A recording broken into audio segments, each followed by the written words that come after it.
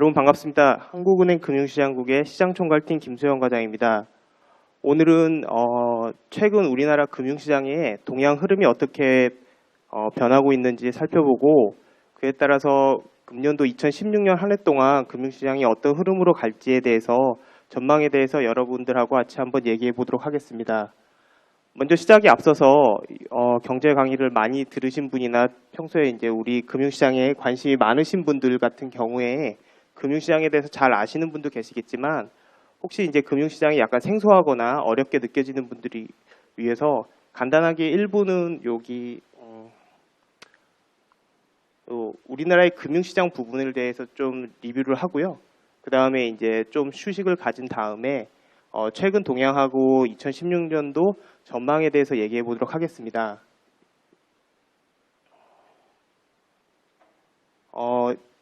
강의 진행은 먼저 우리나라의 금융시장에 대해서 한번 살펴보고 이제 원론적인 이제 기초 지식 차원에서 살펴보고 여기에 따라서 일단 먼저 질의를 한번 받고요. 그 다음에 이제 휴식을 좀 취한 다음에 최근 동향과 2016년도 전망한 뒤에 여기에 대한 질의를 받도록 하겠습니다. 이렇게 두 번에 걸쳐서 질의를 받게 될 거고요.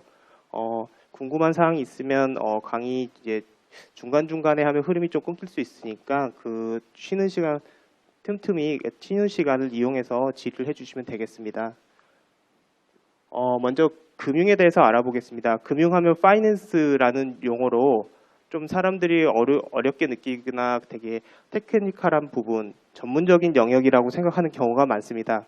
저도 이제 한국은행에서 근무를 하지만 우리나라 금융시장이나 금융상품에 대해서 전부 다 아는 것은 아니지만 그리고 각 전문가들에게 또 물어보기도 하지만 실질적으로 금융이 뭐냐라고 정의를 내린다면 금융의 정의는 쉽게 얘기해서 자금의 융통입니다. 그걸 줄여서 사실 금융이라고 부르는 겁니다. 그러니까 쉽게 얘기하면 돈이 남는 사람과 돈이 모자란 사람이 서로 빌리고 빌려주는 행위를 체계적으로 그런 행위를 한다면 그걸 모든 것을 금융이라고 할 수 있습니다. 금융의 탄생을 역사적으로 살펴보면 약 BC 3000년경, 화폐는 BC 1000년경에 나타났는데요. 그 전에 BC 3000년경에 수메르인들 때 기록부터 금융이 나타나고 있습니다. 그리고 실제로 함무라비 법전에도 채무자와 채권자의 이자율 상한에 대한 내용이 나오고 있습니다. 이런 걸로 봐서는 금융이 현대화된 행위가 아니라 과거 인류가 탄생해서 경제 행위를 하는 순간부터 금융은 필연적으로 같이 발전을 한 그런 산물이라는 것을 알 수 있습니다. 근데 이제 예전에도 이제 돈을 빌려주거나 돈을 빌리거나 거기에 따른 이자를 주는 행위에 대해서 체계적으로 이루어졌겠지만 그런 금융 행위는 이루어졌겠지만 근대적인 의미에서 우리가 현재와 같은 금융기관, 금융시장과 같은 모습이 갖춰진 것은 15세기 초에 피렌체 메디치가의 어음 할인을 그 시조로 저희가 많이 이렇게 얘기를 하고 있습니다. 이 메디치가 같은 경우에는 그 예전에 그 15세기에 교황청에서 주로 거래했던 현대도 이제 주거래은행이라는 표현을 많이 쓰는데요. 그런 역할을 담당했던 곳입니다. 그런데 이런 금융 탄생의 배경을 한번 살펴보면 금융이 기본적으로 왜 나타났냐 하면 불확실성 그리고 소위 말하는 그 미스매치 부족 이런 현상을 해결하기 위한 사람들이 지혜를 모은 거거든요. 기본적으로 어떤 사람에게 신용행위, 돈을 빌려주거나 돈을 불려받을 때 저 사람이 돈을 떼어먹지는 않을까, 잘 갚을 수 있을까 이런 거에 대한 정보의 비대칭성이 언제나 존재하게 되고요. 거기에 따라서 근본적으로 사람들은 리스크를 안 지려는 경향을 지고 있습니다. 그 다음에 돈을 빌리는 사람이나 빌려주는 사람이나 항상 같은 금액, 같은 기간을 염두에 둔 게 아니기 때문에 이런 자금액, 그러니까 100만 원이 필요한 사람이 있고 10만 원을 빌려줄 수 있는 사람들이 여러 명 있을 경우에 이런 미스매치를 해결하기 위해서 금융이나 금융시장, 금융기관들이 탄생하게 된 것입니다. 근데 이제 과거의 역사를 살펴보면 실질적으로 돈이나 유동성이 많았던 시기에 금융이 발전하는 게 아니라 어떤 돈이 부족했던 시기에 그러니까 일상적인 경제 행위보다에 필요한 수준보다 돈이 많이 부족했던 시기에 역설적으로 금융의 기법이라든가 금융이 많이 발전된 사례를 볼 수 있습니다. 그래서 유럽 같은 경우에 그 작은 왕조들이 이렇게 전쟁을 많이 했던 시기나 무역을 위해서 이제 대규모 자금이 조달이 필요했던 시기에 보험이라든가 금융이 많이 발전한 사례를 저희가 살펴볼 수가 있습니다. 금융시장의 기능은 기본적으로 이런 금융이 가능하게 하는데, 기본적으로 자원을 효율적으로 분배하는, 즉 생산성이 낮은 부분에서 생산성이 높은 부분으로 자금이 이전되게 하는 효과가 있고요. 그 과정에서 소위 말하는 포트폴리오 투자나 헤지 금융 등을 통해서 위험을 분산시키는 효과가 있습니다. 그리고 그 아까 설명드렸듯이 정보의 비대칭성 문제를 해결하기 위해서 많은 정보가 수집되고 그것들에 대한 분석 결과를 제공함으로써 정보 수집 비용을 절감하는 효과가 있고요. 기타 이제 유동성, 언제든지 자산을 거래하거나 황금, 돈을 이렇게 찾을 수 있는 그런 유동성과 시장 규율 기능이 있다고 볼 수 있습니다. 저희 한국은행에서 수행하고 있는 통화정책과 금융시장이 그럼 어떤 관계가 있는지에 대해서 한번 살펴보겠습니다. 기본적으로 금융시장은 중앙은행이 통화정책을 실시했을 때 실현되는 장으로서 가장 핵심 경로라고 할 수 있습니다. 예를 들어 정부에서 재정정책을 폈을 때는 그게 직접적으로 금융시장에만 영향을 미치는 게 아니라, 예를 들면 복지정책이라든가 다양한 정책을 했을 때 실물, 그러니까 실제 경제 행위를 하거나 어떤 사람들에 대해서 직접 돈을 준다거나 하는 실제 경제 주체들에게 직접적으로 영향을 주는 경우가 많은데요. 통화정책의 경우에는 한국은행이 금리를 조정함으로써 기본적으로 자금 시장, 여기 이 파란색이죠. 여기 보이는 자금 시장, 나중에 요 시장별로는 한번 살펴볼 텐데요. 이렇게 금융시장을 먼저 영향을 미침으로써 한국은행의 궁극적인 목표인 물가 안정이나 금융 안정을 달성하고 있습니다.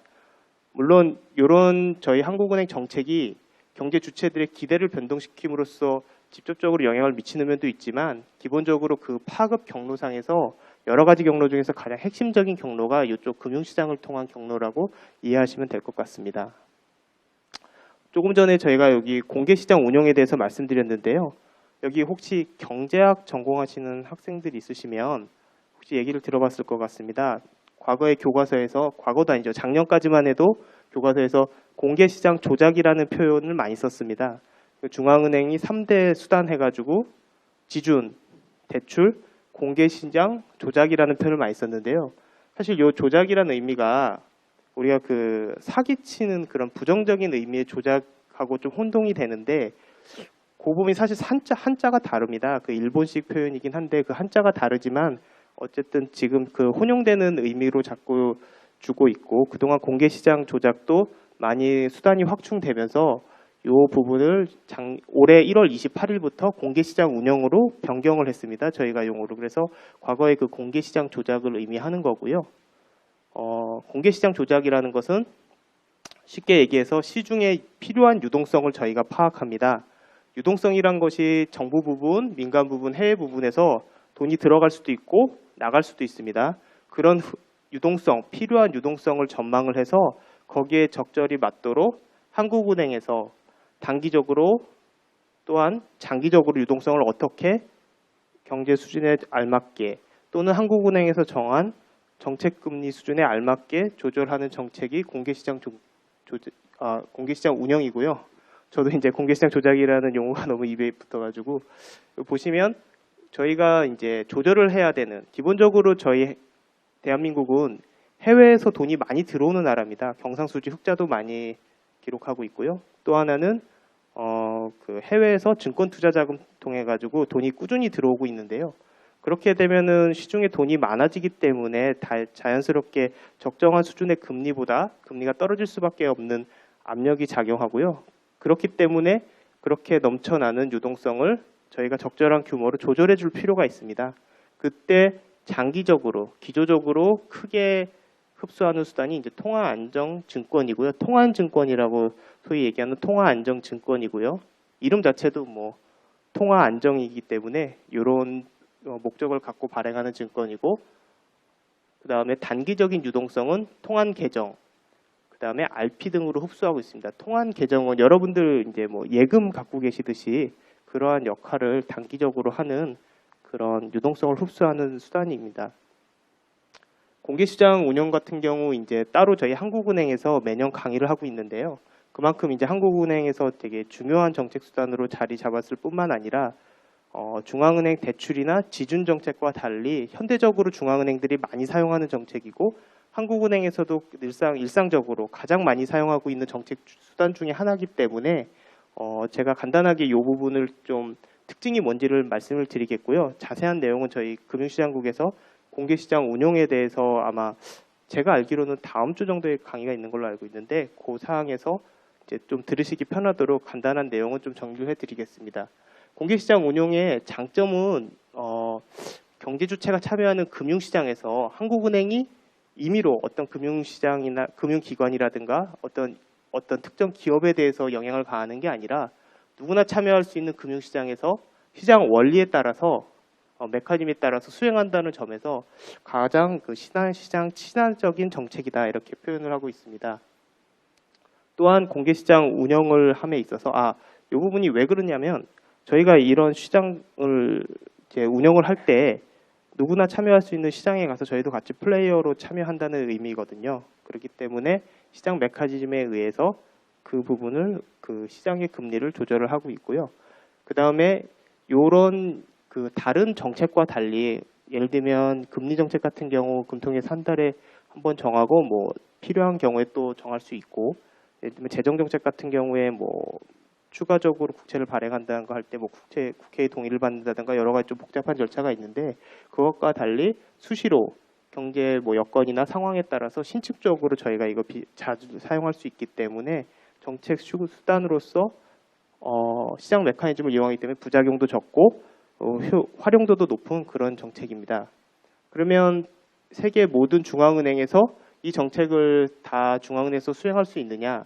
일단은 이 유동성 부분이 많이 이렇게 들어오는 나라의 경우에는 최대한 많이 사용하고 싶어 하지만 이 기본적인 운영 방식이 국공채, 국채, 나라에서 발행하는 국채 등을 사고 파는 방식에 의해서 유동성을 조절하는 거기 때문에 금융시장이 발달되고 이렇게 만기별로 이건 어떤 의미냐면 그 국채의 기간 3개월물이냐, 1년이냐, 2년물이냐에 따라서 그런 금리 체계가 잘 발달되어 있는 나라에서만 수행할 수 있는 정책입니다. 그래서 금융시장이 잘 발달하지 못한 나라에서는 활용하고 싶어도 활용할 수 없는 정책이고 저희 한국은행 그리고 우리나라 금융시장 같은 경우는 이런 만기별 체계가 잘 돼 있기 때문에 저희들은 잘 활용하고 있는 정책이라고 이해하시면 되겠습니다. 다음으로 금융시장과 금융안정에 대해서 말씀드리겠습니다. 금융안정이란 금융기관, 금융시장, 금융하부 구조, 인프라를 말씀드리는 거고요. 이런 안정을 통해서 금융중개 기능이 원활하게 작동하는 상태를 금융안정이라고 정의하고 있습니다. 당연히 금융안정에서 금융시장은 가장 중요한 역할을 하고 있고요. 저희가 금융이 안정적인지 불안한지 그러한 상황에 대해서는 금융시장 정보를 통해 가지고 분석을 할 수 있습니다. 그리고 대외적인 충격, 그러니까 실물적인 충격이든 금융 상황이든 그런 급변 상황이 사실은 금융 시스템을 통해서 실물 경제에 가장 파급되는 경로로서 지금 금융시장은 작용하고 있고요. 최근 들어서는 실물 금융 간 연계가 강화되면서 상호 영향력이 증대되고 있습니다. 예를 들면 과거에는 은행에서 대출을 받는다. 집을 살 때 대출을 받으면 집을 사고 대출을 받고 끝내는데 은행은 다른 데서 돈을 빌려와서 그 돈을 대출을 해주겠죠. 최근에는 미국에서 이제 서프라임 모기지 같은 사건이 발생했고 우리나라에서는 그런 문제가 없지만 그 대출을 받았을 때 그 대출 채권을 가지고 여러분들 많이 들어보셨을 겁니다. MBS라는 걸 발행을 합니다. 그럼 과거에는 그냥 은행에서 대출을 받았을 때 그 집만 문제가 안 되면은 특별한 문제가 없고 집이 문제가 됐을 때 대출을 못 갚았을 때 그 은행만 문제가 되면 됐는데 지금은 그 집을 사기 위해서 대출을 받는 그 주택담보대출을 가지고 다시 ABS 즉 MBS를 발행하기 때문에 증권을 다시 발행하기 때문에 이 부분이 실물 경제하고 금융이 좀 더 복잡하게 연계되는 양상이 진행되고 있고요. 그래서 훨씬 더 상호 간에 영향을 주고받는 것이 많이 있습니다. 즉 일방 한 실물이 좋아야 금융이 좋고 뭐 이런 일방의 관계가 아니라 서로 이제 영향을 주는 관계가 됐고요. 훨씬 더 저희 한국 금융시장이 발달되면서 이런 부분이 복잡하게 연계가 되고 있는 상황입니다. 금융시장을 한번 구분해 보면 여러 가지로 구분을 할 수가 있는데 저는 오늘 여기서 직접 금융시장과 간접 금융시장으로 한번 나눠봤습니다. 직접 금융시장은 자금을 빌리는 사람이 자기 명의로 증권을 발행하여서 자금 공급자에게 교부하고 자금을 직접 조달한다. 말이 조금 어렵게 쓰여졌는데요. 쉽게 얘기하면은 내가 빌리는 채무자라고 그 증서에 써서 그런 채권을 가지고 돈을 빌리는 겁니다. 요 간접금융시장 얘기하면서 같이 연결해서 설명드리면 저희가 간접금융 같은 경우에는 은행, 보험사 같은 금융 중개기관을 통해서 자금 공급자로부터 자금 수요자에게 자금이 이전된다. 즉 우리가 예금을 하면 여러분들이 예금한 돈이 누구한테 대출되는지 모르지 않습니까? 돈에 꼬리표는 안 붙어 있으니까요. 그리고 대출을 은행으로부터 받는 사람도 도대체 내가 누구의 돈으로 받는지 모르겠지만 내가 갚아야 될 상대는 요 금융 중개기관이 되는 거죠. 그러니까 여기서 채권자와 채무자에서 요 금융 중개기관이 중요한 역할을 하고 내가 돈을 예금을 했을 때 그 빌린 사람이 어떻게 되든 안 되든 나는 이 은행에 가서 돈을 달라고 하면 되고 돈을 빌린 사람은 갚을 대상이 요 은행이 되는 건데 직접 금융의 시장 같은 경우에는 자금을 빌린 사람은 실질적으로 자금을 빌려준 사람한테 직접 갚아야 된다는 겁니다. 그래서 채권 채무 관계가 조금 달라진다는 거, 조금이 아니죠. 완전히 다르다는 걸로 아시면 되겠고요. 물론 요 채권을 발행하고 채권을 구입하고 요 과정에서 채권을 이쪽에서 발행하겠죠. 하는 과정에서 직접 금융시장에서도 중간에 금융기관이 끼지만 이거는 이제 발행에 관련된 사무를 처리를 하고 거기에 대한 수수료를 받는 그런 이제 보조적인 역할을 하는 거고요. 간접금융기관에서는 그 은행이 가장 핵심적인 역할을 하는 겁니다. 오늘 저희가 소위 말하는 금융시장을 이다 하면은 보통 사람들이 채권, 주식 이쪽만 생각하는데 실질적으로 저희 한국은 아직까지 간접금융기관이 소위 말해서 은행이 되게 사이즈도 크고 발달도 많이 돼 있기 때문에 아직까지는 상당한 영향력을 갖고 있는데요. 이 직접금융시장이 최근에 많이 활성화되고 발달하고 있고 그다음에 은행에 대해서 제가 여기서 설명을 한다기보다 이 직접금융시장을 중심으로 해서 설명을 드리도록 하겠습니다. 대략적인 우리나라 금융시장 구조를 보면 방금 말씀드렸던 간접금융시장, 예금과 대출을 하는 은행, 펀드, 보험 이런 금융기관 중심 시장이 있고요. 그다음에 직접금융시장은 자금시장, 자본시장, 외환시장, 파생상품시장으로 구성되어 있습니다. 먼저 자금시장을 살펴보면 자금시장은 만기 1년 이내에 금융상품이 거래되는 시장입니다. 그러니까 자금시장이냐 채권시장이냐는 나누는 가장 기준이 만기고요. 그거는 왜 만기별로 구분이 되냐? 자금의 수요가 일시적인 수요냐, 장기적인 수요냐에 따라서 시장이 자연스럽게 분류가 되고 시장에서 활동하는 소위 말하는 플레이어들, 그런 금융기관들, 자금 수요자들, 자금 대여자들이 각각 나뉘게 됩니다. 그래서 금융기관 간 시장과 대고객 시장으로 구분되는데 이런 구분은 실질적으로 금융기관들끼리도 서로 돈이 필요하고 남는 돈이 있어서 그거를 서로 거래하는 시장이냐 아니면 여기 이제 대표적인 시장이 콜시장이죠.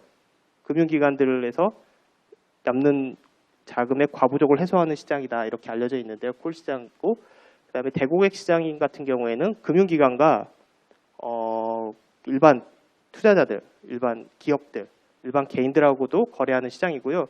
요 RP나 CD 시장은 둘이 혼재가 금융기관 간도 많이 거래하고 대고객도 많이 거래하고 합니다. 솔직히 개인들이 봤을 때 이렇게 RP나 CD, CP 거래하시는 분 아마 여기서 없으실 텐데 이제 간접적으로 어떻게 참여가 되냐면 저희가 CMA나 등 같으면 RP형 이런 얘기 많이 들어보셨을 겁니다. 그런 시장이 이제 형성이 되는 거고요. 돈이 많으신 분들은 제가 보기에 CP나 CD도 거래를 하시는 분들이 있으실 것 같습니다. 아직 학생이어서 많이 없으실 것 같긴 한데요. 그래서 이런 자금시장 개요를 보면 요거는 이제 강의를 한다기보다 그 자료로서 정리를 해봤기 때문에 혹시 더 자세하게 알고 싶으신 분들은 참조하시면 될 것 같고요. 아까 말씀드렸듯이 콜 시장은 기본적으로 금융기관 간에 일시적인 자금 과부족을 조절하기 위해서 초단기로, 왜 단기도 아닌 초단기로 썼냐면 보통 하루짜리 거래를 합니다.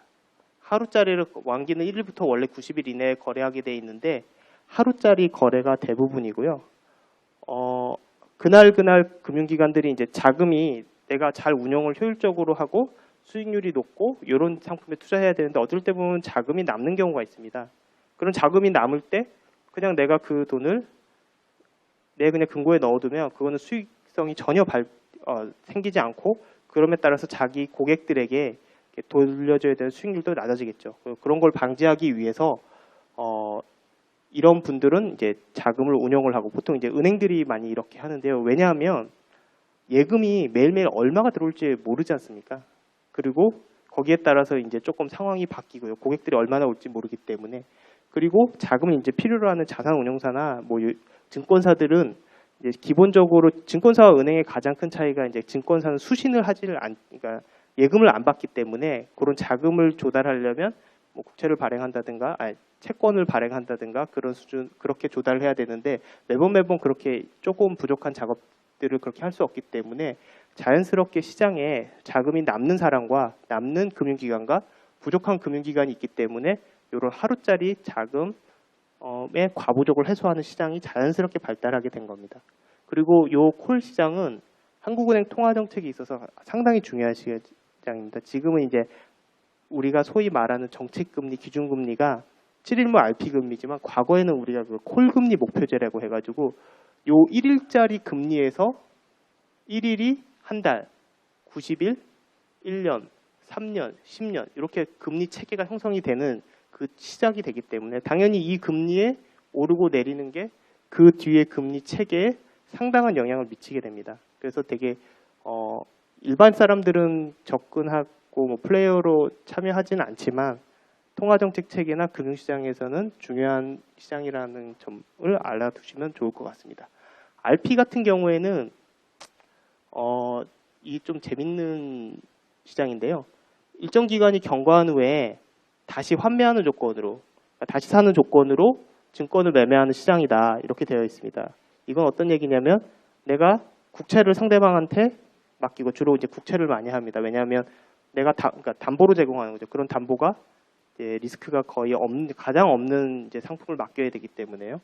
그리고 일주일 있다 내가 다시 사올게. 얼마에 다시 사올게.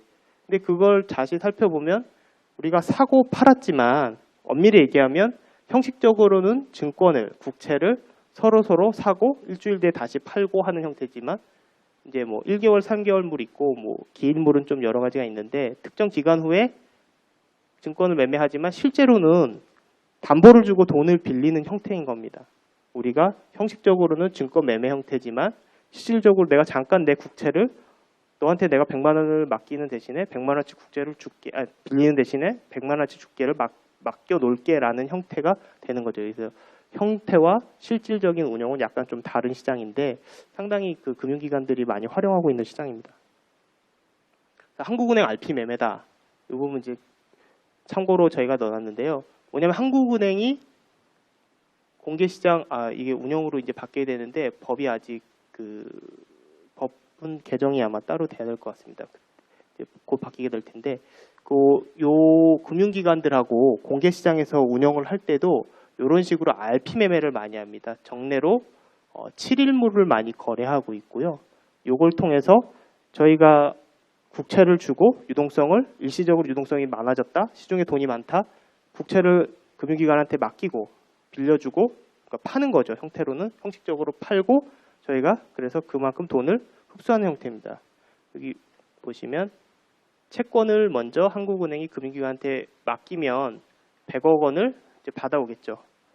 이제 돈 단위가 큰데요. 예, 받아오고 그다음에 만기일이 돼서 소위 말하는 7일 뒤에 7일이 만기일이라면 7일 뒤에 다시 채권을 받아오고 아까 빌렸던 100억 원의 이자를 얹어서 공급을 하는 형태입니다. 그럼 이때 다시 시중에 유동성이 넘친다.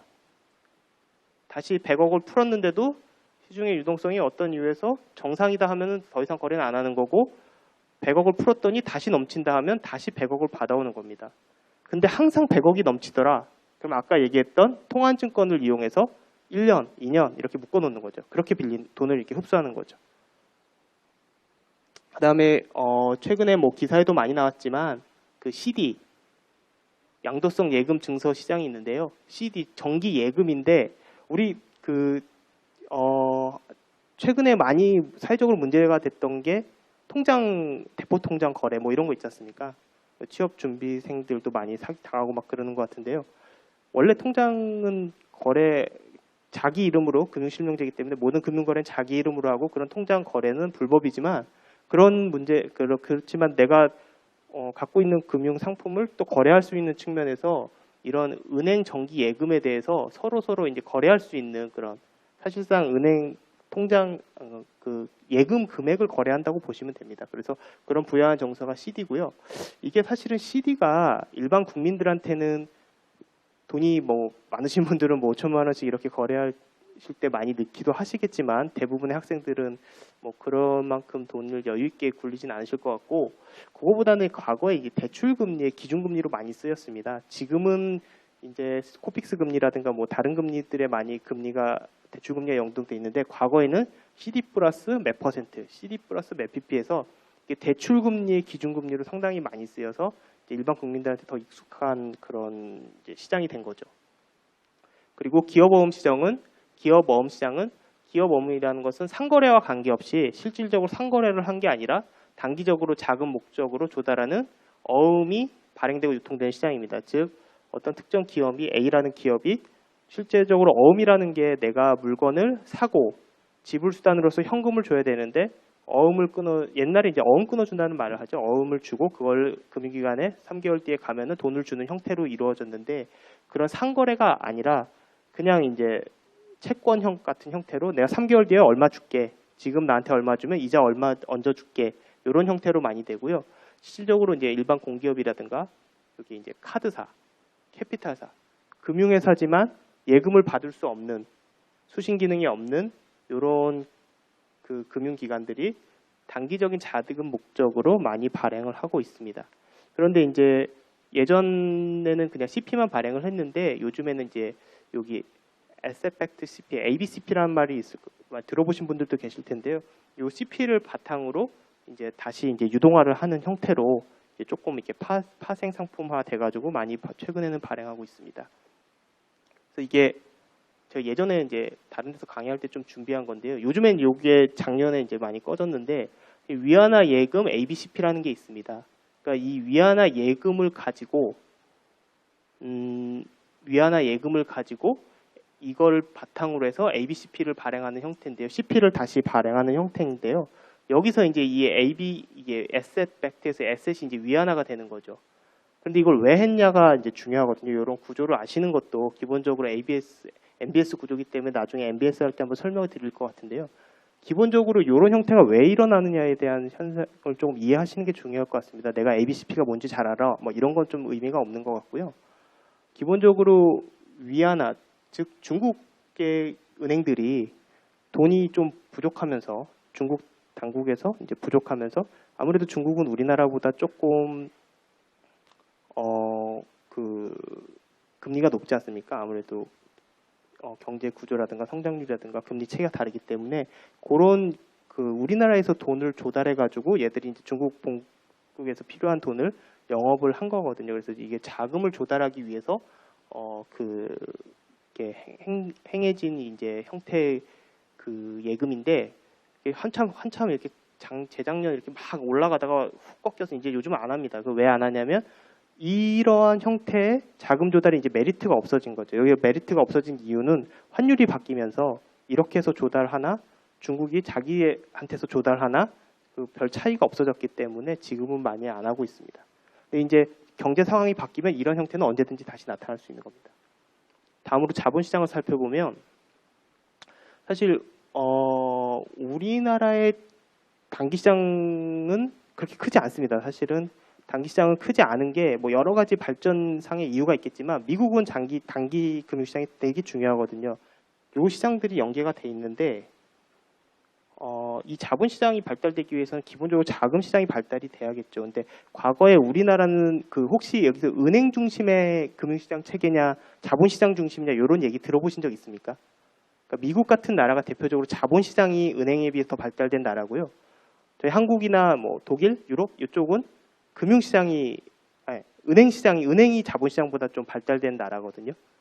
근데 은행은 기본적으로 자금 조달을 이렇게 자금 시장에서도 하긴 하지만 기본적으로 예금을 받지 않습니까? 근데 이제 자본시장이 발달된 나라는 이런 시장이 같이 바탕이 돼야지 자금도 서로 조달을 하고 그렇게 같이 발전할 수 있는 겁니다. 그래서 우리나라는 좀 상대적으로 지금은 자본시장이 상당히 많이 커지고 있는데 자금 시장이 그렇게 크지는 아직까지는 않고 있고요. 그러한 거는 인위적으로 뭐 육성을 해야겠다, 뭐 누군가 정부나 뭐 금융 당국이 해야겠다 해서 되는 게 아니라 자연적으로 제가 보기에는 자연적으로 이런 필요성이 생기면 자연적으로 크고 그게 클 수 있는데 방해되는 요소가 있으면 그런 건 이제 그런 이제 불필요한 그게 규제다 그러면 그런 거 이제 해소해야겠죠. 그래서 이제 장기 자금 조달을 목적으로 만기 1년 이상 금융상품이 발행되는 시장으로 그 유명한 뭐 금융상품이죠. 채권, 주식이 자본시장에 해당되겠습니다. 규모를 살펴보면 제가 아까 우리나라는 이제 자본시장이 그렇게 그동안 크지 않았다 이렇게 말씀드렸는데요. 과거에 보면은 이제 단기는 매우 작았죠. 지금도 뭐 이렇게 장기 시장에 비하면 상당히 작은 편인데요. 과거의 채권 규모에 비해서 지금은 90년대에 비해서 46배 이렇게 크게 늘어났거든요. 근데 이제 단기 자금 시간은 그만큼 많이 못 늘어났죠. 그거는 주로 주식보다는 채권이 크게 늘어나면서 그렇게 됐고요. 요렇게 발달된 데는 또 그런 이제 경제 상황이 바탕이 됐기 때문에 채권에 대한 수요라든가 자본시장이 더 활성화되면서 발달된 것 같습니다. 그래서 채권 시장을 먼저 살펴보면 채권은 이제 정부나 이제 공공기관, 민간 기업이 장기로 자금을 조달하기 위한 유가 증권이고요. 여기서 이제 금리 체계 형성, 통화 정책의 핵심 파급 경로로서 통화 정책에서 가장 중요한 시장 중에 하나라고 볼 수 있습니다. 저희가 한국은행에서 기준금리를 매월 발표하고 있는데 이게 반드시 낮추는 건 아니고요. 이게 공교롭게도 낮추는 방향으로 돼 있는데 어떤 양 방향으로 조절을 하면 거기에 맞춰서 단기 금리가 같이 반영을 하고 장기 시장 금리, 여수신 금리가 반응을 하고 투자 소비로 이론적으로 이어지고요. 요걸 이제 금융 통화 정책의 금리 파급 경로라고 합니다. 요거를 이제 자본시장 쪽이고 요거는 이제 여수신 금리는 은행, 간접금융 시장 쪽이고요. 그럼 이게 이제 항상 이러냐? 여기 잘 보시면 저희 이게 기준금리 추인데 얼추 비슷하게 가지만 이렇게 스프레드가 벌어질 때는 있습니다. 반드시 그렇지는 않을 때 있습니다. 이건 왜냐하면 경제 상황이나 이럴 때 금융위기 직후인데 경제가 아까 말씀드렸던 금융 불안이 가중되거나 어떤 수급 요인이 달라지면은 이렇게 요 음영은 이제 기준금리와 요 채권 요 장기금리 간의 스프레드 즉 격차인데 이게 이렇게 벌어질 때가 있습니다. 그러면 요 벌어지는 것도 다 그런 경제적 이유가 있기 때문에 그런 거에 대해서 왜 그럴까를 생각해 보는 것도 상당히 좀 재밌는 주제고 경제적인 현상을 이해하는 데 도움이 많이 될 것 같습니다. 채권 시장은 기본적으로 발행, 유통 시장으로 이루어져 있고요. 유통 시장은 장외 시장과 장내 시장으로 구별되어 있습니다. 대부분의 주식을 가끔 이렇게 거래해 보신 분들은 조금 대학생 때도 요즘 많이 하기 때문에 있을 것 같은데 대부분 주식은 어디서 거래되죠? 장내 시장에서 거래되죠. 친구랑 주식 주고받지 않지 않습니까? 다 증권사 통해서 HTS로 하는 거, 거의 다 증권사 객장에 가서 하는 거, 아니면 전화로 하는 거 다 장내 시장입니다. 하지만 장외 시장은 이제 직접 이런 끼지 않고 중개회사만 하나 끼고 이제 모든 플레이어가 참여하지 않고 둘이 이렇게 거래하는 시스템 말하고요.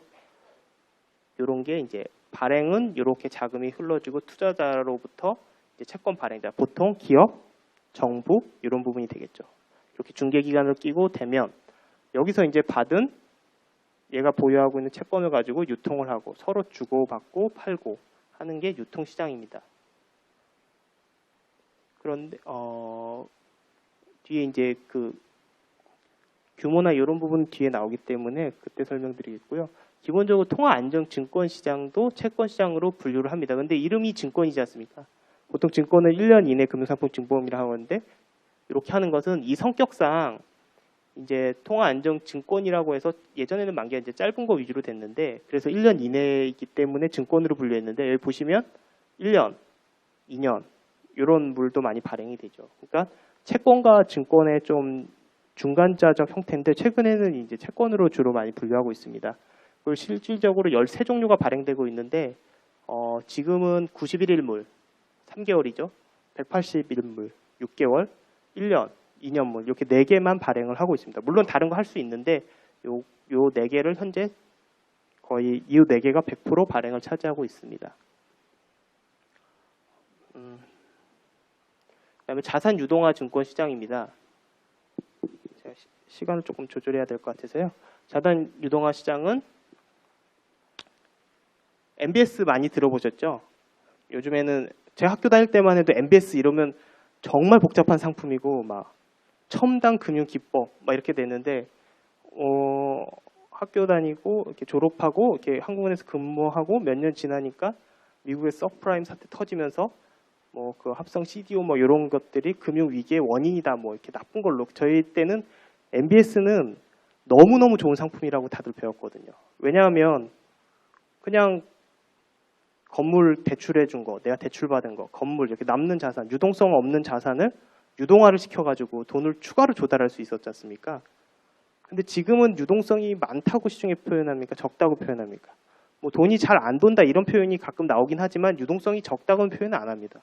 근데 과거에 MBS가 막 발전한 시절에는 내가 돈을 빌리고 싶어도 빌릴 수 없는 유동성이 극히 부족한 시기이기 때문에 유동화할 필요도 없는, 그러니까 유동화가 그동안 안 돼 있었던 그런 상품들을 보면 돈이 이렇게 묶인다고 생각하고 그렇게 유동화를 시켜서 돈을 조달하면 그게 되게 돈이 되는 추가적인 돈을 벌 수 있는 상품이었거든요. 그렇기 때문에 그때는 모두 다 MBS 이런 것들은 되게 좋은 거고 첨단 금융 기법이고 우리가 그런 거 해야 된다라고 했는데 이제 서프라임 모기 사건이 생기면서 거기에 대한 인식이 바뀌었죠. 물론 MBS가 나쁘다는 게 아니라 발행을 할 때 요건이 까다로워지고 거기에 돼 있는 내재된 리스크가 가격에 제대로 반영됐는지 그렇게 이제 요즘에 살펴보고 있습니다. 그래서 우리나라 같은 경우에는 MBS 발행을 주로 어디서 하죠? 주택금융공사라고 혹시 들어보셨습니까?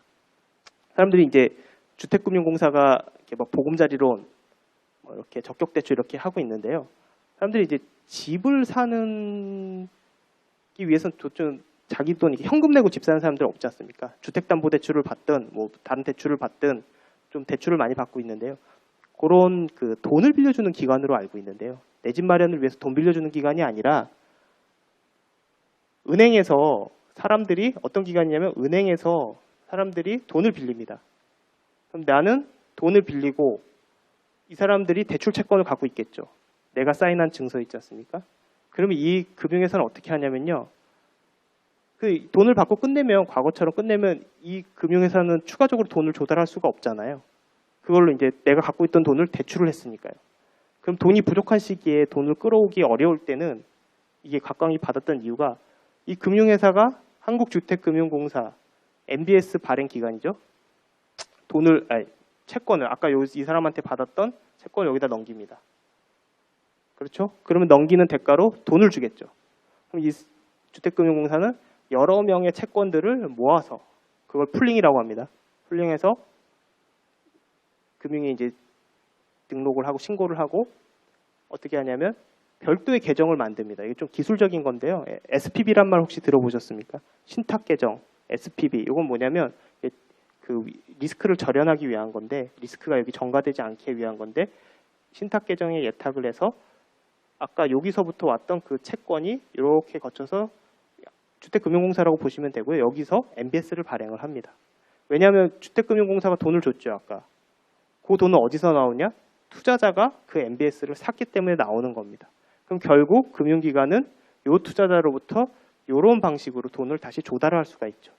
그러니까 과거에 대출을 해주고 나면 금융기관이 자기가 갖고 있던 100원을 였다가 차입자한테 빌려주고 끝났는데 그럼 다시 어디 가서 돈을 구해왔고 예금이 들어올 때까지 기다려야 되는데 지금은 적극적으로 이런 형태를 통해서 추가적인 조달을 할 수 있는 겁니다. 그래서 이게 유동성이 부족했던 시기에는 상당히 이제 좋았던 상품이죠. 그래서 그런 식에서 이제 그 유동화가 된다. 근데 이 유동화가 만병통치약은 아니다. 그것만 알고 계시고, 요런 데서 그래서 문제가 어디입니까? 이 사람이 돈을 못 갚으면 이 MBS는 이제 휴지가 되는 거죠.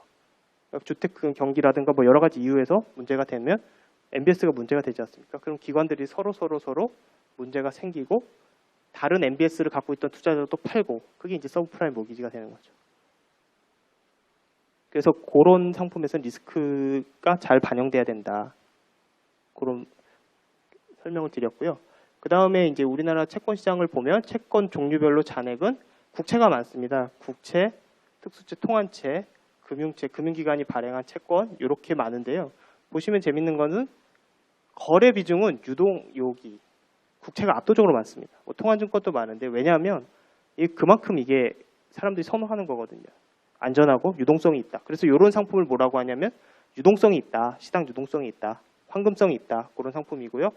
아까 말씀드렸듯이 장외 거래가 채권회 같은 경우에는 거의 뭐 압도적인 비중으로 높습니다. 장외 거래 비중이 낮아지고는 있는데 95%에서 뭐 85%니까 아직까지는 이 장외 거래가 상당히 많다. 그렇게 이해하시면 될 것 같습니다. 기관별로 채권 어떤 기관이 투자하냐? 은행도 이제 수익을 내기 위해서 투자하고 있고, 보험사, 연기금 이렇게 하고 있습니다. 근데 제가 여기다가 이렇게 친 이유는 전체 채권 중에서 은행은 이제 통한증권을 많이 하고 있는데 보험사는 국채를 많이 투자하고 있습니다. 왜 그럴까를 한번 제가 생각한 건 아니고요. 잘 아시는 분한테 물어봤는데, 기본적으로 왜 그러냐면 보험사는 자산을 장기로 운영하지 않습니까? 최근 이제 규제 때문에 더 장기로 가야 되는데, 보통 국채는 뭐 3년, 10년물도 있고 더 장기 국채도 있기 때문에 그런 운용 자체를 장기로 해야 되기 때문에 국채를 더 선호하고요. 아까 말씀드렸듯이 통한채는 91일, 180일, 1년, 2년, 길어야 2년이기 때문에 장기화하기에는 좀 부적합한 상품입니다. 둘이 리스크나 금리 면에서 거의 비슷함에도 불구하고. 그럼 은행은 조금 더 단기로 하느냐? 예, 그렇습니다. 왜냐하면 모든 사람이 대출을 다 30년으로 받는 건 아니지 않습니까? 근데 보험 상품은 훨씬 만기가 길기 때문에 이런 기관 간에 자기들의 필요가 다르기 때문에 투자가 다른 행태로 나타난 거를 좀 이해하시면 좋을 것 같습니다. 주식시장은 너무나 잘 아시고 많이 참여들 하시는 분도 계실 텐데요. 기본적으로 기업이 자금을 조달하고 투자자가 자금을 운용하는 시장이고요. 중앙은행은 통화정책 이제 주요 파급 경로 중에 하나고, 사실 최근엔 자산 효과가 그렇게 시장이 좋지 않기 때문에 많지는 않아 보이는데, 정보 변수로서 사람들이 어떻게 반응하고 기업들 경기가 어떤지를 체크하는 그런 의미에서 좀 의미가 크다고 볼 수가 있습니다. 발행은 소위 말하는 IPO, 기업 공개를 통해서 이제 자금을 모으고요. 그런 기업 공개된 주식들은 상장이라고 하죠. 우리가 유가증권 시장, 코스닥 시장, 프리보드 시장 이런 데에 상장이 돼서 거래가 일어나고 있습니다. 그 시장들에 대해서 제가 간략하게 정리를 한번 해봤고요. 우리나라 그래서 제가 이제 주시장을 보면서 주가 흐름 이런 부분들은 요즘에는, 옛날에는 이런 주가 흐름 이런 그래프 자체도 단말기들이 다 발달되지 않기 때문에 쉽게 접하지 못했는데, 지금은 뭐 어디서나 네이버에서 뭐 이런 데 쳐도 다 나오기 때문에 쉽게 그 정보를 얻을 수 있을 겁니다. 제가 이제 시가상위총액, 저희 전통적으로 차화정 이런 기관 산업이 우리나라에서 이제 소위 말하는 산업이 발달된 순서대로 대체로 이제 주가 구성이 되어 있고요. 시가총액 상위 종목을 한 살펴봤는데, 이게 지난주 기준이죠. 삼성전자가 압도적으로 많습니다. 전체 합계가 1,400조인데요. 삼성전자가 170조. 압도적으로 많죠. 2위하고 차이 많습니다. 제가 깜짝 놀랐습니다. 한국전력이 크구나. 솔직히 주식을 제가 담당하지 않기 때문에 그냥 현대 SK 이런 데 크겠지 했는데 생각보다 이제 크고요. 이렇게 대체로 보시면 여러분들이 다 아는 기업들이죠. 이런 거는 좀 제가 조금 놀란 게, 확실히 최근에 중국이라든가 이런 내수주들 중심으로 하면서 상당히 컸다, 상당히 크다, 많이 커졌구나, 그런 걸 느낄 수 있습니다. 제가 자료를 하나 조사를 해봤는데, 이걸 보면서요. 미국 주식도 한번 살펴봤습니다. 제가 이게 외우지는 못해가지고 한번 살펴봤는데, 애플이 시가총액이 639조입니다. 어제 기준으로. 환율은 그냥 1,200원 간략하게 계산했고요. 구글이 585조. 요즘 애플하고 구글하고 엎치락뒤치락 하는 게 미국에서는 조금 이슈인 것 같습니다. 그 다음에 3위는 여러분들 잘 아시는 마이크로소프트 487조. 세 개 합치면 1,700조예요. 우리나라 요 크죠, 걔네들이. 그리고 우리나라는 이렇게 차이가 격차가 심한데 미국 같은 경우는 1, 2부터 해서 촘촘 많이 있습니다. 여러분 잘 아시는 페이스북 365조, 존슨앤존스 화장품 347조, 아마존 300조, P&G 264조, 알만한 회사 코카콜라 229조, 화이자 비아그라 만든 데죠 222조, 그다음에 알리바바가 200조. 이렇게 해서 한 저희 규모보다는 확실히 거의 2경 넘는 걸로 알고 있는데요.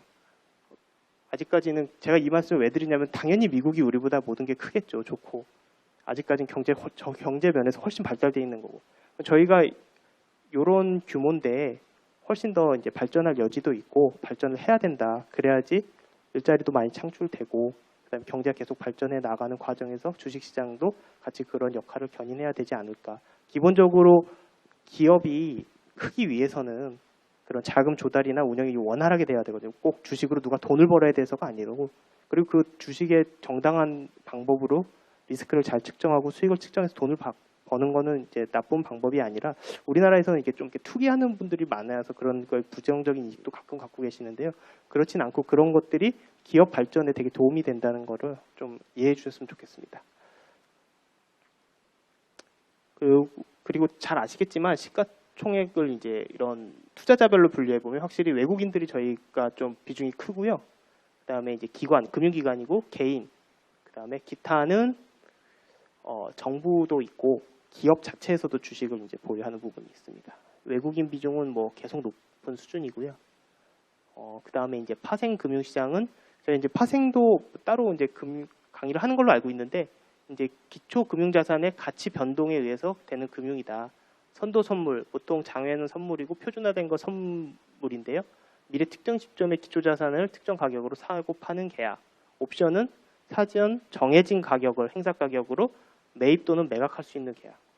스왑은 두 개의 금융 자산 부채가 파생되는 이제 미래 현금 흐름을 너는 뭐 금리 라이보, 금리 몇 bp, 나는 3% 이렇게 뭐 고정 변동이든 변동 변동이든 그렇게 서로 다른 이제 왜 이렇게 할까요? 그러니까 왜냐하면 그 금융 흐름에 따라서 자기들이 생각하는 가격이 다르거든요.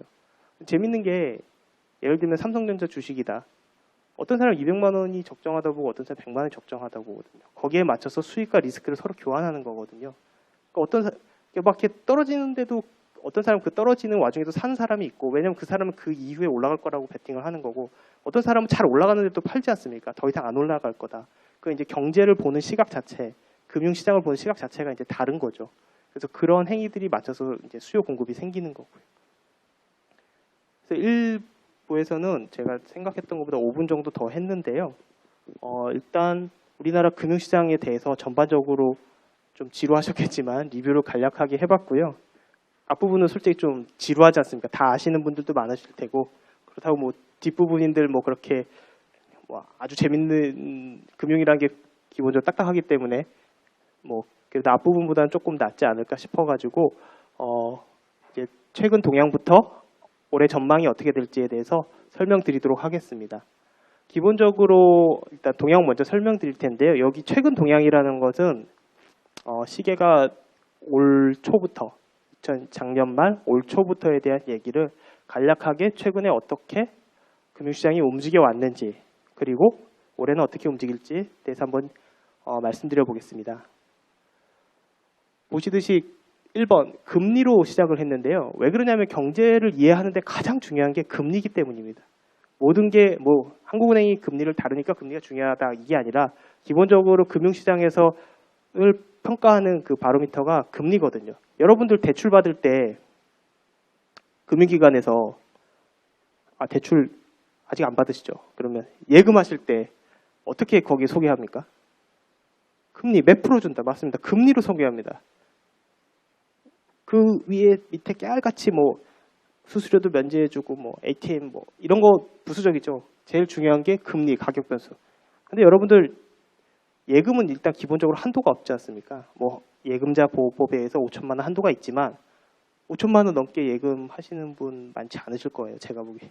저도 뭐 아직 그 한도가 여유가 있는데 이게 금리가 그래서 예금 대출 받을 때 더 중요한데 뭐 물론 대출은 한도도 중요합니다. 사실은 이렇게 경제학 해보신 분 알겠지만 정부의 비대칭성 뭐 역선택 문제에서 한도를 많이 늘려는 사람, 뭐 금리를 많이 깎으려는 사람에 대해서 이게 차이가 있잖아요. 뭐 그렇긴 하지만 기본적으로 대출 받을 때면 여러분들이 대출을 받는다 생각해 보십시오. 예를 들면 예금할 때는 그렇게 뭐 예금금리 차이 안 있는데 대출금리 상당히 많이 나거든요. 차이가. 그럴 때 한 푼이라도 아끼려면 한 푼이 아니죠. 예를 들어 주택담보대출 2억 3억 받았다 하면 금리 1%에 따라서 200, 300이 연에 갈리거든요. 여러분 200만 원어치 돼지고기를 사서 드시면 정말 1년 내내 잘 먹습니다. 그러니까 그게 엄청나게 큰 돈인 겁니다. 그 금리만 좀 잘 움직임만 자기가 손에 안 보게 하셔도 충분히 그 웰페어가 올라갈 수 있거든요. 그래서 사실은 그러면 여러분 2억 3억인데 기본적으로 제가 얘기한 대로 국채 시장 아까 혹시 뭐 앞에 그 자료에 보신 분 있으면 1,400조입니다. 1,400조 곱하기 1% 해보십시오. 한 14조 되죠.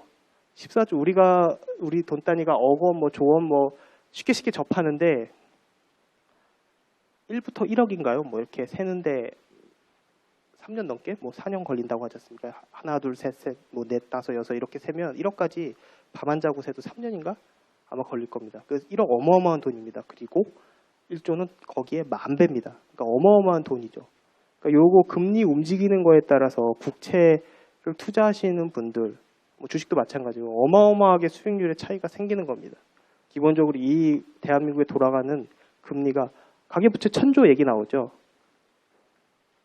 1% 금리가 예를 들어 이걸 다 내려갔다. 그럼 10조가 그러니까 1,000조 곱하기 1% 하면 10조 아닙니까? 10조 어마어마한 돈들이 사람들이 소비할 수 있는 돈이 생기는 겁니다. 반대로 1%가 올라가면 10조의 이자를 더 부담을 해야 됩니다. 어마어마하게 많은 거를 포기를 해야 되는 거죠. 그래서 금리가 가장 기준이 된다.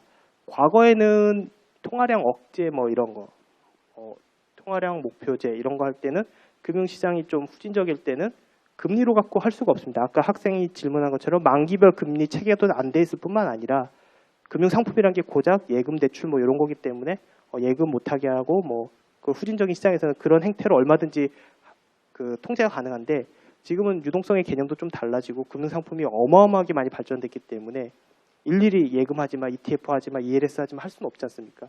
그럼 뭘로 조정하겠습니까? 금리로 조정을 하는 겁니다. 그래서 시중 유동성 간접적으로 운영을 하고 그러면 반대로 금융시장이나 경제 흐름을 읽을 때는 이 금리를 잘 보시면 될 것 같고요. 그럼 장기시장 금리, 왜 장기시장 금리가 먼저냐?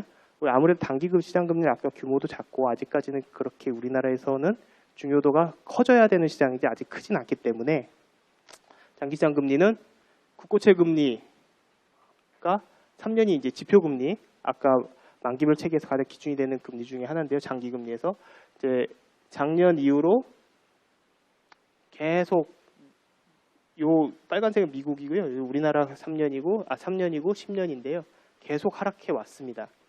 그런데 요때 그 1월 요 날 들어서 갑자기 떨어지죠. 이날 무슨 일이 있었냐면 일본 중앙은행에서 마이너스 수신금리 도입한다고 해서 엄청나게 이게 그 수준에서 많이 하락하게 됩니다. 정말 이날 막 금융시장이 발칵 뒤집혀야 되는데 다 뒤집혔죠. 되는 데가 아니라. 그리고 뭐 하단치를 막 갱신하기도 하고요. 그래서 그 이후로 큰 폭 하락세가 지속되고 있다. 그래서 옆 나라 일본에서 마이너스 금리를 도입했는데 왜 우리나라 금리가 떨어질까? 이런 거 한번 생각해 보시면 재밌을 것 같습니다. 그만큼 전 세계 금융시장이 불안하고 안 좋으니까 우리나라도 금리를 인하되는 거 아니냐 이런 기대가 형성되면서 여러분들 중에 일본 국채 투자하신 분들 계십니까? 없죠. 일본에 예금하신 분도 없는데 두 개 연계성이 별로 없는데 엔화 많이 거래 안 하시는데도 불구하고 이런 식의 행태를 보이게 되는 겁니다. 그러니까 금융기관 간 서로 파급 경로와 연계성이 되고 요렇게 연결되면서 그렇게 되면서 이제 여기 마이너스 하면서 상당폭 하락했고요. 그 다음에 신용 스프레드. 이 신용 스프레드란 건 뭐냐면 우량인 요 국채 금리와 같은 만기를 지닌 회사채 간의 스프레드가 얼마를 더 줘야 되냐. 그러니까 예를 들면 이거 안전자산이지 않습니까? 대한민국 정부가 부도가 나지 않는 한 리스크 프리한 수익률이고요. 거기서 얼마를 가산해야 되냐. BP라는 거는 100분의 1%죠. 그러니까 6.5%를 여기에다 가산해야지 회사채 BBB에 투자하면 요 금리에다가 요걸 가산해 준다는 의미거든요. 보시면 가다가 점프하죠. 가다가 점프하죠. 이때 뭔 일이 있었고 요때 뭔 일이 있었다는 겁니다. 이때 무슨 일이 있었죠? 혹시 아시는 분들 있겠지만 작년에 뭐 대우조선해양부터 해가지고 좀 기업들이 안 좋다라는 소문이 아니 뭐 소문은 아니죠. 뭐 팩트니까요. 뭐 회계도 좀 이상하고 그러면서 이런 전반적인 회사채 시장의 리스크가 커진 겁니다. 그럼 이때는 무슨 일이 있었죠? 왜 이렇게 또 금융시장이 소위 말하는 요동을 쳤을까요? 미국 연준 중앙은행이 금리를 올릴지도 모른다. 올리는 게 거의 확실하다 하면서 확 올라가게 되는 겁니다. 그러면서 이제 전 세계 금융시장도 불안하고 유가도 떨어지면서 불안감이 연말에 상당히 고조되었던 거죠. 근데 재밌는 것은 그 뒤로 요거는 조금 좀 위험한 애들은 유지되는데 회사채 시장은 요 AA 이상을 좀 우량채라고 하거든요. 좀 떨어지고 있죠. 그럼 왜 그러냐면 과도하게 올랐을 때 좀 조정 기능이 이게 너무 과도한 게 아닌가? 그러면 얘네들은 좀 살만한 거 아니야? 라고 해서 연초에 이 회사채에 대해서 투자하는 사람들이 생기면서 여기 떨어지게 된 겁니다. 코스피는 어떤 형태냐? 계속 빠졌죠. 연초 이래 중국 증시 뭐 전 세계적으로 안 좋으면서 계속 하락입니다. 글로벌 증시가 불안하고요. 중국 증시 특히 우리는 중국 증시 영향을 많이 받으니까 불안하고 국제유가 이제 급락하면서 글로벌 주가가 전반적으로 약세를 보이고 설상가상으로 국내 기업들의 영업 실적이 기대치보다는 좀 낮았습니다. 왜냐하면 전 세계가 난린데 우리나라 영업 실적이 그렇게 좋을 수도 있겠지만 쉽지 않거든요. 왜냐하면 대부분 수출해서 우리나라 기업들 수출 중심으로 이루어져 있지 않습니까? 그리고 뭐 그 외국인 관광객 이런 부분도 줄면서 아까 아모레퍼시픽이 중국 사람들이 많이 사가면서 좀 주가가 크게 올라갔지 않습니까? 그런 부분이 반영이 된 거고요. 그리고 이런 대내외 여건 외에 수급 여건으로 보면 글로벌 위험 회피 심리 확대 이거는 이제 불안하면은 이렇게 좀 많이 쓰는 표현인데요. 이제 안전자산 위주로 그러니까 구성을 하는 거죠, 자산을. 그러면 이런 주식 팔고 어떤 국채를 투자한다던가 미국채를 투자한다던가 일본 국채를 투자하는 형태로 가겠죠. 그리고 요 요인이 좀 최근에는 많이 작용할 수 있는 것 같은데요. 여기 이제 저희가 환율 얘기는 안 했는데 실질적으로 외국인이 우리나라에 투자할 때 제일 중요한 것 중에 하나가 기본적으로 제일 중요한 게 펀더멘탈이겠죠. 나라가 좋냐 안 좋냐가 중요하고 기업의 수익이 나냐 안 나냐가 중요한데 두 번째로 중요한 건 그 사람들이 원화가 얼마인지는 관심이 없지 않습니까? 원화 수익률이. 어차피 그 사람들은 달러로 갖고 가야 되니까요. 그래서 원화의 강세냐 약세냐. 즉 달러로 이걸 내가 수익을 100만 원 벌었는데 지금 그때 100만 원 번 것과 지금 100만 원 벌면 지금은 환율이 1,200원이지 않습니까? 옛날에 자기가 1,000원대 투자해도 같은 100만 원을 투자해도 환율에 따라서 외국 사람이 가져가는 수익은 얼마든지 달라질 수 있고 그런 환율을 감안한 수익률로 하면 훨씬 더 그 실적이 훨씬 더 약세로 가기 때문에 원화가 약세가 되면서 약세로 가기 때문에 그런 부분에서 이제 외국인들이 조금 파는 경향이 지금 있는 것 같습니다. 가계대출을 살펴보면 가계대출은 기사 다들 많이 보셨죠? 작년 한 해 그러니까 사실은 2014년 7월부터 어마어마하게 많이 올라갔습니다. 어제 발표된 한국은행 가계신용에 의하면 1207조다. 우리 가계의 빚이 1207조다라고 발표했는데요. 뭐 1년 사이에 상당히 많이 발표됐습니다. 정부에서 작년 이후로 좀 규제도 들어가고 여신심사도 강화하고 해서 앞으로는 조금 증가세가 둔화될 것 같은데요. 이게 둔화는 되겠지만 예전처럼 가는 거는 당분간은 쉽지 않을 것 같습니다. 그러니까 작년 수준의 이런 급등은 않겠지만 여전히 조금 높은 증가세를 보이고 있고요. 비은행 같은 경우에는, 그러니까 은행은 주로 주택담보대출 받으신 분 별로 있으신지 없으신지 모르겠지만, 은행은 이제 주담대 위주로 좀 많이 하는데 대출을, 비은행 같은 경우에 우리가 여기서 얘기하는 비은행은 상호금융, 뭐 여러분 새마을금고 이런 데 들어보셨죠? 그다음에 농협도 은행이 있고 농협중앙회라는 거 들어보셨습니까? 그 중앙회 산하는 은행이고요. 우리가 이제 지방이나 서울에도 있긴 한데 그런 단위조합 농협이 있습니다. 그런 데는 은행이 아니고요. 상호금융이라고 합니다. 은행 아닙니다, 여러분. 그 다 개별 법인이고 농협중앙회하고는 완전히 다른 회사입니다. 이름이 농협산 돼 있는 거고요. 그런 데는 이제 상가, 토지담보대출 중심으로 이렇게 운영을 하고 있습니다. 기업 자금 측면에서는 연초에는 조금 많이 기업 대출이 증가하는 경향을 보입니다. 왜냐하면 요 앞에 보이시죠? 요 12월 달 숫자인데 12월에 기업들이 이제 부채 비율을 맞추려고 일시적으로 상환하고 12월 말일날, 이게 보통 보면 말잔 기준이기 때문에 말일 전날 이렇게 상환하고 영업한 첫날 다시 대출받고 이런 거 많이 합니다. 요게 나쁜 건 아니고요. 뭐 이렇게 많이 그렇게 이루어지기 때문에 우리가 비교할 때는 전년 동기를 이렇게 비교를 해보기도 합니다. 그리고 연초에 기관 투자 재개됐다. 좀 여기 보시면 이제 회사채 발행이나 이런 게 아까 제가 그 우량물 위주로 좀 많이 됐다고, 이렇게 우량물의 리스크는 떨어졌다 이렇게 말씀드렸는데요. 이렇게 투자가 좀 안 이루어졌어요, 그동안 좀. 왜냐하면 9월 이후에 계속 시장이 불안하니까. 여러분들 망할지도 모르는 회사에 투자하겠습니까? 기본적으로 그냥 예금하는 게 낫지.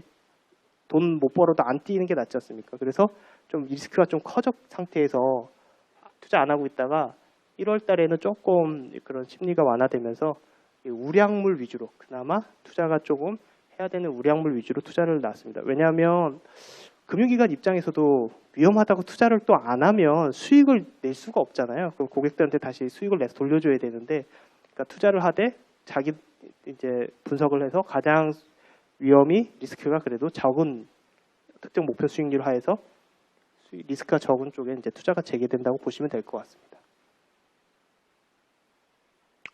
그 다음에 금융기관 수신인데요. 은행들 예금, 수신, 이제 예금 얘기하는데 이제 수시 입출식으로 연초에 조금 줄었죠. 여기 이제 부가가치세 납부 뭐 이런 수요들이 있어서 좀 줄었고요.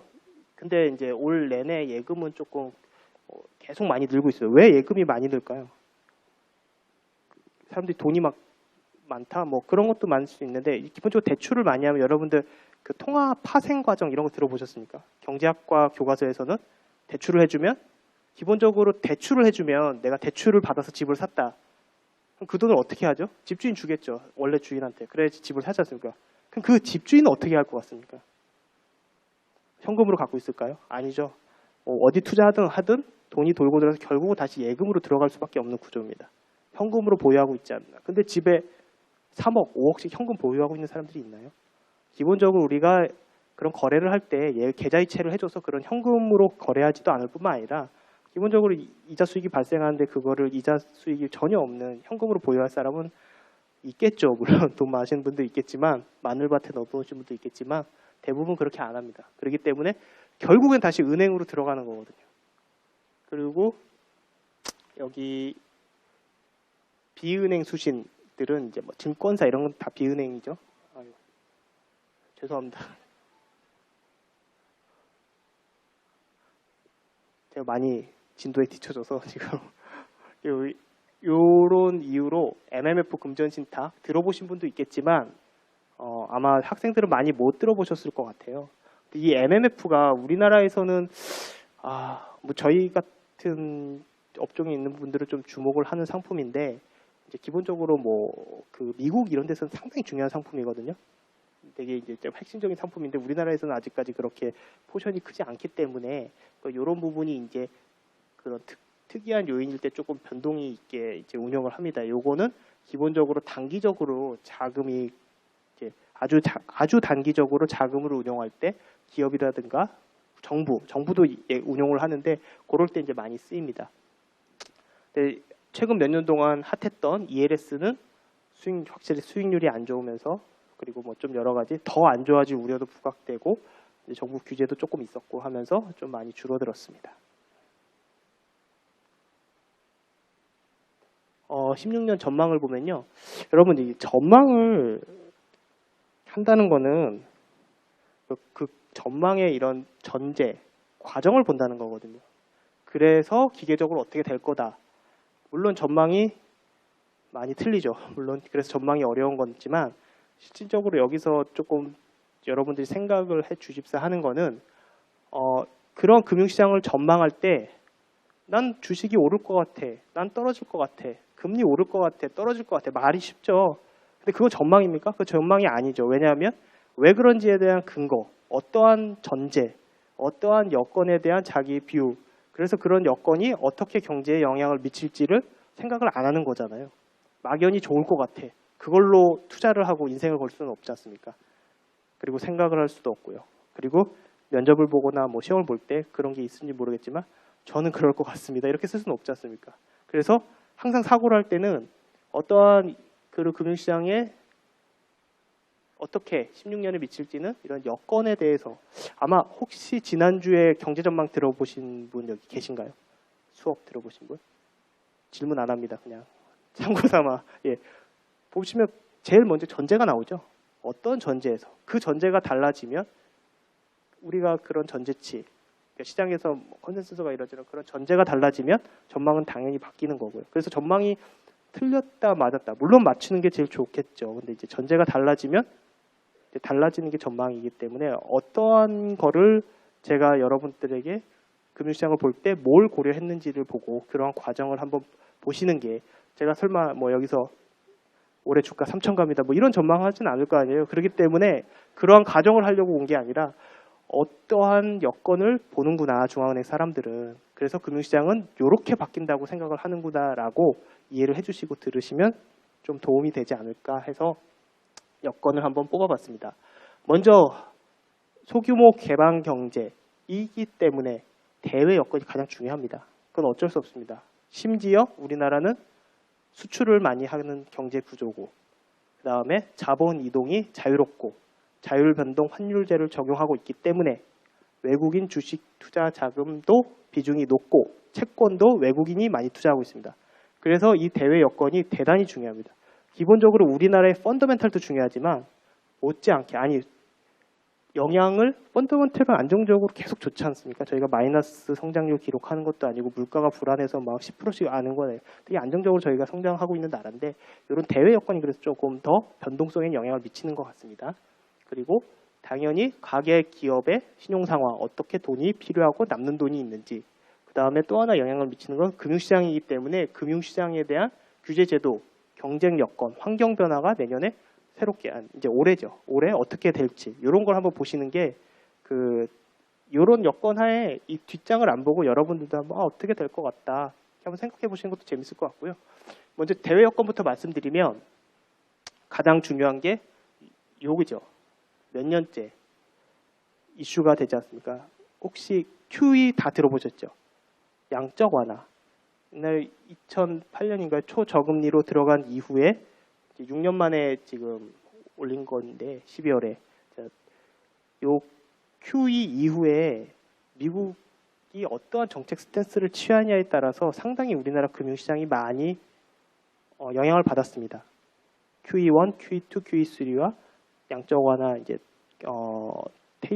테이퍼링도 했고 그다음에 이제 매입 중단도 하고 그다음에 심지어 지난 12월에 통화 정책을 긴축으로 갔는데 작년에 긴축한 사건이 아니라 이제 그런 정책 결정은 우리나라 금융시장에 많은 영향을 미쳤지만 지금 이 시점에서 가장 중요한 건 그래서 앞으로 어떠한 속도와 어떠한 강도와 어떠한 그 횟수 얼마나 많이 다시 통화 정책을 긴축할 것인지 아니면 좀 이거를 슬로우하게 할 것인지가 이제 중요하게 될 것 같고요.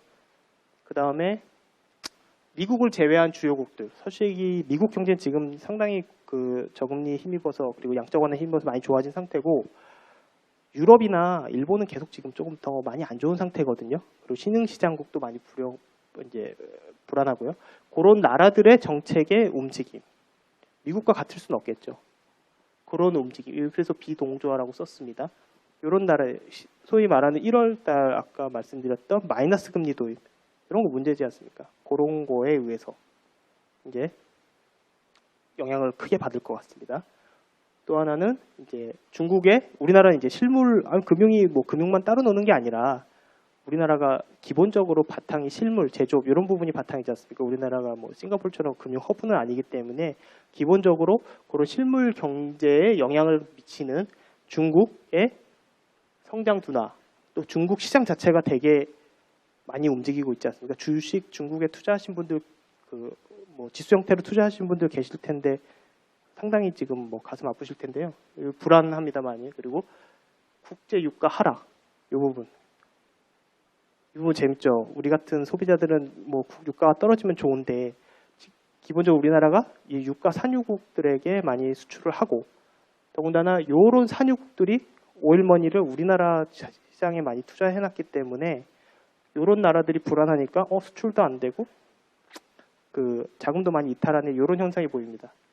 예전에는 유가 하락하면 무조건 좋았습니다. 우리나라가 그런 수출이 다변화되지 않고 외국인 증권 투자 자금이 다변화되지 않았을 때는 우리나라 딱 여기만 봤으면 돼요. 여기 미국 경제. 요즘엔 중국 뭐 이렇게 요런데 신흥 취약국들 요런데 여건도 다 같이 이제 상호 연계성이 되게 강해진 거죠. 말레이시아 뭐 이런 나라들이 막 흔들 하면 여러분들 말레이시아 상품 지금 쓰시는 거 계신가요? 말레이시아 뭐 끼케야 해외여행 간 거 취소되는 정도일 거라고 생각하는데 그렇지 않습니다. 금융 부분은 그런 뭐 말레이시아 상당히 동남아시아에서 지금 크고 핫한 나라인데 그런 나라 움직이고 인도네시아 한번 출렁출렁하면 우리도 같이 움직일 수밖에 없는 지금 구조입니다. 그리고 지금 같은 경우가 변동성이 커졌기 때문에 작은 이슈에도 되게 많이 흔들릴 수 있고요. 국내 신용 상황으로 볼 때 정부에서 가계부채가 급등하기 때문에 가계부채를 어떤 식으로든 지금 관리 강화하고 있고요. 실제로 2월 달부터 수도권은 이제 은행 대출을 조금 쪼이고 있습니다. 그러면 은행들은 뭐 정부에서 그런 스탠스를 갖는데 똑같은 스탠스를 취하지 않을 거 아닙니까? 리스크 관리 강화하고 같이 보조를 맞추게 되고요.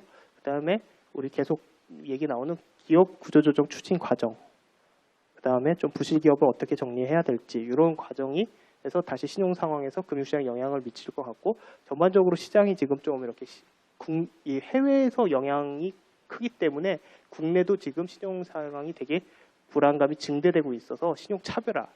아까 말씀드렸듯이 불안하면 다 현금만 보여야 하냐? 그건 아니죠. 왜냐하면 운용을 해야 되니까 돈을 벌어야 되니까 그러면 조금 우량한 놈들 위주로 되고 조금 비우량한 애는 더 투자가 이제 외면되기 때문에 이제 신용 차별화 현상이 이런 데서 이제 차별화 현상이 나타난 거죠. 좀 시장이 전반적으로 안정감이 있으면 이런 비우량물레도 좀 충분히 해서 차별화 현상이 좀 많이 해소될 텐데 조금 올해는 심화될 것 같습니다.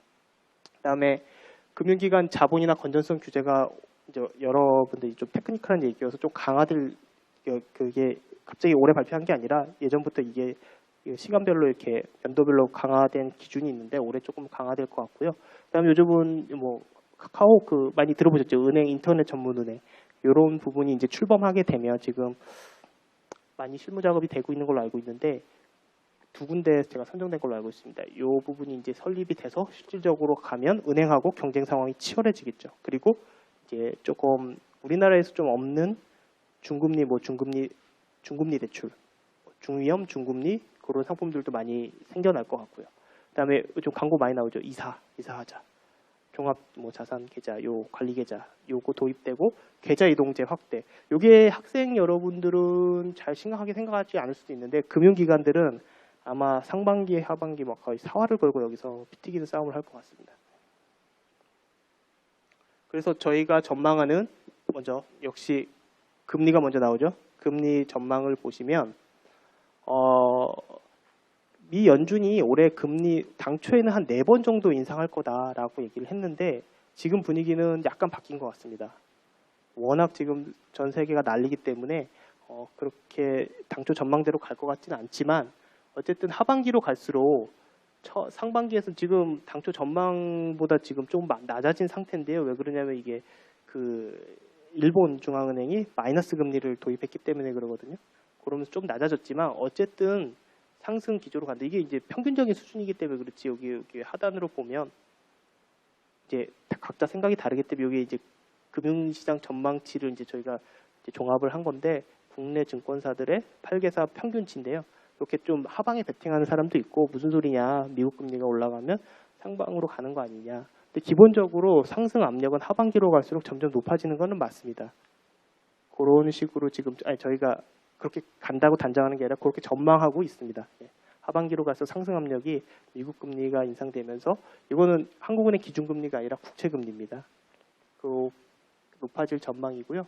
원달러 환율 움직임, 국제 유가 움직임, 주요국 통화정책 방향 등에 따라서 영향을 받을 예정이고 당연한 얘기죠. 아까 짚었던 해외 요인에 의해서 이제 영향을 받고요. 심지어 기본적으로 우리나라 금리가 높습니까?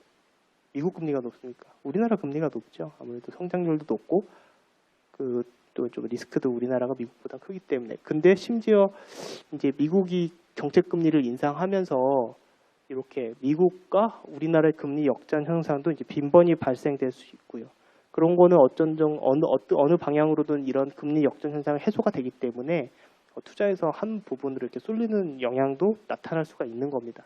그래서 이게 미국과 우리나라 정책 금리 그려놓은 건데요. 이런 식으로 역전 현상이 기본적으로 우리나라가 스프레드가 높게 돼 있는데 이런 식으로도 이제 좀 나타날 수가 있거든요. 원래는 조금 많이 갈 거라고 좀 생각했는데 이렇게 조금 일본이 그렇게 중앙은행이 금리를 인하하면서 조금 이 형태가 많이 바뀐 것 같습니다.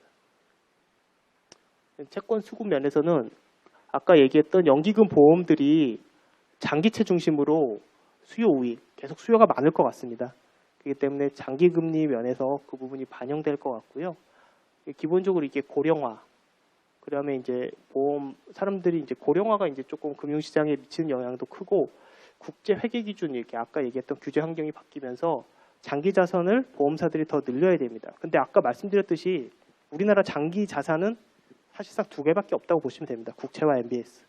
근데 국채와 MBS 발행을 정부가 지금 뭐 재정 여건상 뭐 국채 쓸데없이 발행하지는 않을 거 아닙니까? 어떤 재정 여건에 맞춰가지고 그 필요한 돈만큼 발행하고 MBS도 사람들이 주택담보대출을 받는 만큼 필요한 부분 발행하는데 그 한정된 여건 하에서 이제 연기금들이 이제 보험사들이 이제 수요가 많아지게 되는 이게 요인으로 작용하게 될 겁니다. 공급 측면에서는 MBS가 작년에 혹시 안심전환 대출 들어보셨습니까? 이 안심전환 대출이 MBS 발행을 전제로 한 대출이거든요. 이게 이제 이렇게 전환하면 그 전환된 채권을 아까 말씀드렸던 한국주택금융공사에 넘겨서 거기서 MBS를 발행한 거거든요. 제가 알기로 작년에 한 30조 정도 발행이 됐는데요. 여기 전환이 됐는데요. 거기에 이렇게 발행이 됐는데 올해는 지금 안 합니다. 뭐 계획이 없고요. 정부에서 어떻게 추진할지 모르겠지만 그러면 작년에 비해서 이런 MBS 발행이 그만큼은 지금 조금 수요가 줄어드는 효과가 있지 않을까 그렇게 생각을 하고 있습니다. 신용 스프레드는 조금 올해는 약간 신용 경계감이 확산이 되면서 조금은 높아지지 않을까 작년에 예년에 비해서. 아까 보셨지만 이런 그래프 생각나시죠? 이렇게 훅 올라가는 거 이렇게 쭉 유지되다가 훅 올라. 어떤 이벤트나 충격이 있으면 또 올라갈 여지가 있습니다. 그리고 올라가면 웬만하면 떨어지는 건 또 그만큼 큰 뭐가 있지 않느나 싶지 않기 때문에 조금은 확대될 걸로 생각하고 있고요. 최근에 학생분들은 그런 기사 봤는지 모르겠지만 신용 좀 기본적 기업이 부진하고 왜냐하면 세계 경제가 난리인데 우리만 좋을 수는 없거든요. 그리고 이제 수요도 좀 많이 위축돼 있고 신용 등급이 조금 이렇게 신평사들이 하향 조정을 하는 경향이 있어서 이런 게 조정을 하면 실질적 그 회사가 괜찮더라도 이런 데 이제 영향을 미치게 되는 거죠. 주가는 저희가 이제 상승 요인, 하락 요인이 다 혼재되어 있는데요. 항상 그렇죠. 이 부분은 뭐 당연한 얘기일 수도 있는데 대세 상승기도 있었습니다. 과거 한번 찾아보면. 근데 대세 하락기도 있었고 올해는 소위 말하는 저희가 말하는 박스권이죠. 거기서 변동성은 좀 확대될 것 같다. 상승 요인은 일본 마이너스 금리에서 나타나듯이 뭐 유럽도 그렇고 조금 중앙은행들이 완화 기조로 가지 않을까. 그다음에 국내 기업들이 좀 배당을 요즘 주가 관리 뭐 이런 문제도 있고 여러 가지 배당 요구가 많기 때문에 배당 확대 추세가 있고요. 아직까지 우리나라는 다른 나라에 비해서 조금 밸류에이션이 그러니까 내가 이 기업 주가 총액이 이 기업에 있는 거 다 팔았을 때보다 가치가 낮은 겁니까? 주가가 저평가되어 있는 거죠. 우리나라 좀 상대적으로 그런 경향이 있는데요. 그렇게 있고 요즘에 MSCI 좀 몇 년째 조금 이슈인데 지금 선진국 지수 편입이 지금 추진하고 있는데 편입이 된다면 외국 글로벌 펀드에서 우리나라 투자하는 그 비중이 커지는 효과가 있기 때문에 아무래도 우리나라에 대한 이제 매력도가 커지겠죠. 그런 게 이제 상승 요인으로 작용할 거고요. 하락 요인. 당연히 이제 미 달러가 강세되면 외국인 입장에서 보는 수익률은 한국 돈의 가치가 낮아졌기 때문에 당연히 수익률이 낮아집니다. 100만 원을 벌어도 옛날에는 몇 달러? 옛날에는 100만 원이면 1000달러인가요? 근데 지금은 800달러. 이렇게 낮아지기 때문에 그 사람들이 필요한 돈은 달러지 원화가 아니지 않습니까? 그래서 매력도가 이제 떨어지게 되는 거죠. 그 다음에 저유가가 지속되기 때문에 실물 경제에 좀 도움은 예전에는 지속되면 좋았지만 지금은 뭐 수출 이쪽 나라에 대한 수출도 약해지고 뭐 여러 가지 복합적으로 작용을 하는데 요 지속에 따라서 요 우가 산유국들이 갖고 있던 장기 투자 자금, 우리나라에 보유했던 투자 자금, 그다음 산유국 국부펀드 얘들 되게 큰 손인데요. 이런 부분 유출될 수 있고요. 그다음에 기업 실적 부진이 하락 요인으로 작용할 것 같습니다. 17개 국내 증권사 평균치를 갖고 한번 그려봤는데요. 여기가 하단, 상단인데 이미 하단 한번 내려갔다 왔죠. 그래서 그만큼 변동성이 이게 연초에 작성된 건데도 국내 그 증권사의 17개 중에 가장 저점으로 찍은 게 1849인데 제가 알기로 벌써 1830 한번 찍었다가 다시 지금 1920까지 왔습니다. 근데 연평균으로는 한 요 정도 되지 않을까 그렇게 희망적으로 이렇게 기대를 하고 있습니다. 은행 대출은 기본적으로 대출은 계속 늘어날 거는 맞는데요. 그 속도가 어느 정도냐가 이제 주목을 하셔야 될 것 같습니다. 예년보다는 확실히 아직까지 높을 것 같고요. 그 작년에 엄청나게 지금 여기 보시면 대출 규모는 지금 작년에 저희가 은행들이 한 70조 후반대, 70조 이상 이제 대출이 나왔는데 그런 부분은 확실히 조금 둔화될 것 같습니다. 작년 같이 그러니까 예년에 한 20-30조씩 나갔거든요. 그러니까 작년에 한 2배 이상 나갔는데 그런 식의 급등은 안 일어나겠지만 그렇다고 예년처럼 20조, 30조 이렇게 늘지는 않고요. 그 사이 어디쯤에 있지 않을까.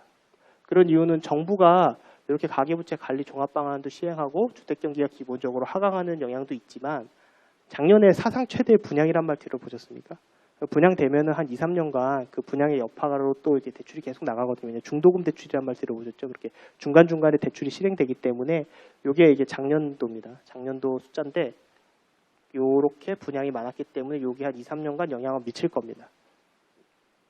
그 다음에 기업 대출 같은 경우에는 이제 기업 구조조정 추진 이런 것 때문에 증가세가 둔화되어 있지만 이제 중소기업에 대한 기본적인 이제 지원 이런 걸로 그래도 좀 증가는 할 것 같고요. 대출 태도 지수 저희가 한국은행에서 분기마다 발표하는데 신용 위험은 좀 높아지고 있고 은행들의 대출 태도는 확실히 낮아지면 보수화되는 경향이 이제 보이겠다라고 담당자들이 서베이 결과 이렇게 나타났습니다. 금융기관 자금 흐름은 아까 말씀드렸듯이 대출이 기본적으로 이루어지면요. 그 돈들이 많이 수신으로 들어와서 견조한 증가세를 이어갈 것 같고요. 다만 금융시장이 좀 불안성이 나타나기 때문에 중위험 중수익 사업 상품의 경우에 조금 둔화될 가능성이 높습니다.